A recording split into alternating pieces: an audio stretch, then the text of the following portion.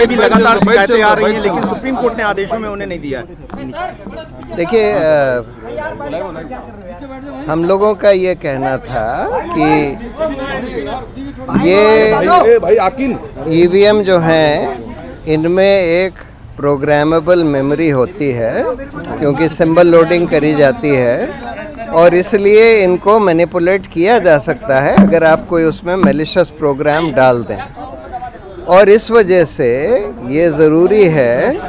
कि जो वीवीपैट है उसका पूरा पेपर ट्रेल का ऑडिट होना चाहिए, सारे वीवीपैट स्लिप्स को काउंट करना चाहिए। और क्योंकि वीवीपैट में भी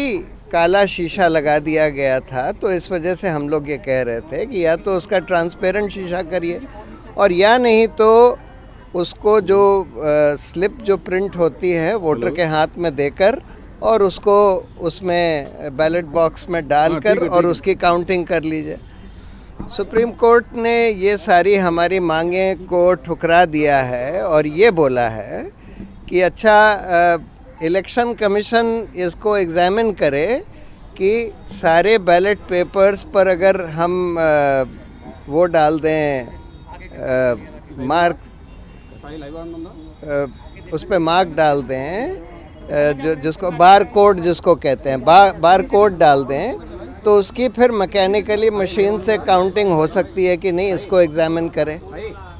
और दूसरा उन्होंने ये बोला है कि सिंबल लोडिंग यूनिट जो होती है, जिससे symbol loading constituency by constituency करी जाती है,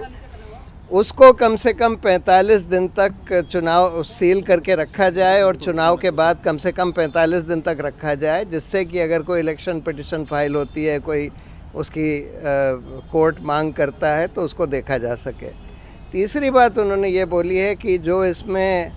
इलेक्शन कमीशन ने बोला कि नहीं, इसमें जो मेमोरी होती है वो तो चिप में बर्नट होती है,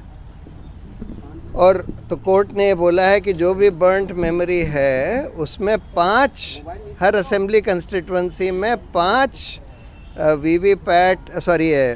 ईवीएम यूनिट्स की बर्नट मेमोरी को एग्जामिन करने का नंबर 2 या नंबर 3 कैंडिडेट दरख्वास्त दे सकता है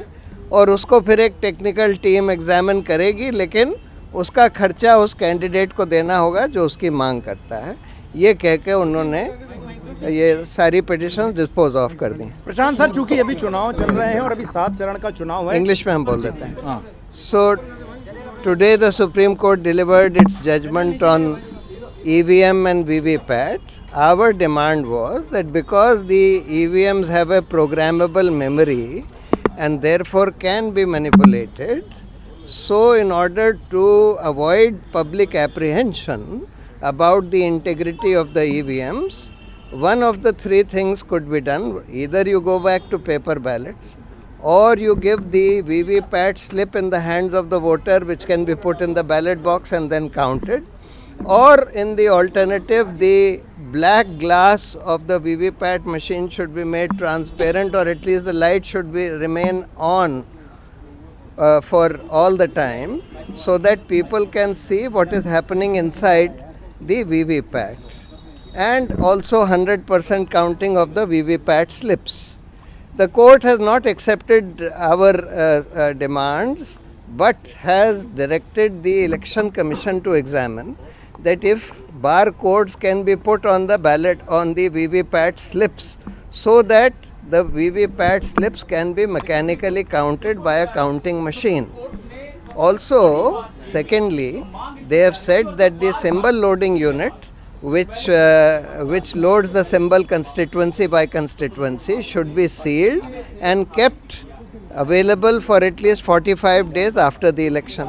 Thirdly, they have said that every candidate who comes second or third can make a demand for examining the burnt memory of the EVM, and a technical expert team of the Election Commission will have to examine that, but the cost of that will have to be paid by the candidate. With these directions, the court has disposed of these petitions.